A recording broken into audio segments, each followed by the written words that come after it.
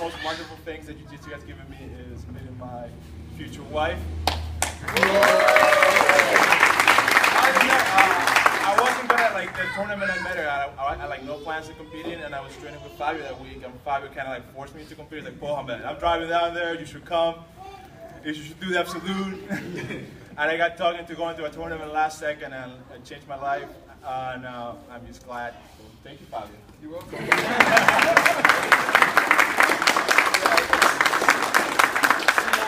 It's like a grandchild, you know, like child and grandchild. It's like a really beautiful. I'm really happy to see this happen.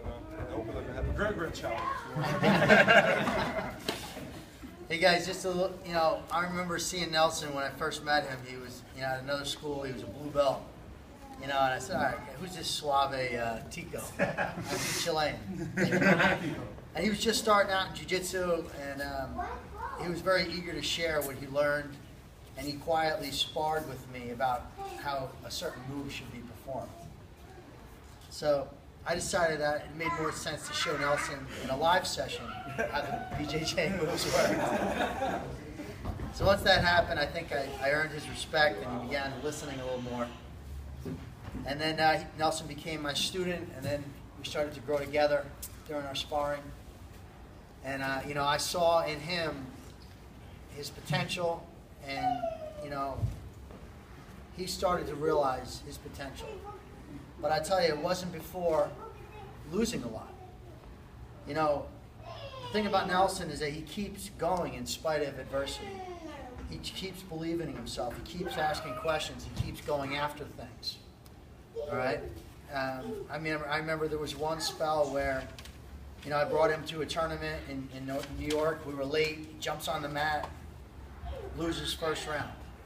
He had set some lofty goals: win the Worlds, win the Pan Ams, win the New York Open. First tournament, loses. Decides to fly out to California, trains, going to compete in the Worlds. Goes out in the Worlds. First round, loses, flies back. Next tournament, same result. But he kept going, he kept believing. Then I saw he comes to a tournament and he beats this guy and he comes off. He's like, "Did you know who that was?" And I was like, "No." He's a really purple belt. He beat me and now I beat him. And I was like, "Wow, all right." He goes, "I didn't think I could beat that guy. Look what I did." I said, "Yeah, man, this is what I've been telling you. You have it inside of you, And he started to, he wouldn't have gotten there if he didn't keep going. He kept going. And last year he's in the finals of the Pan Ams at brown belt. Crushes a bunch of tournaments. And none of that would ever happen if he just didn't keep going. So, he's an inspiration to me. Let him be an inspiration for you guys. A lot of you guys lost first round this past tournament. Keep going. I just want to thank Nelson for being a great partner, great friend, and it's been a great 5 years, man. Congratulations.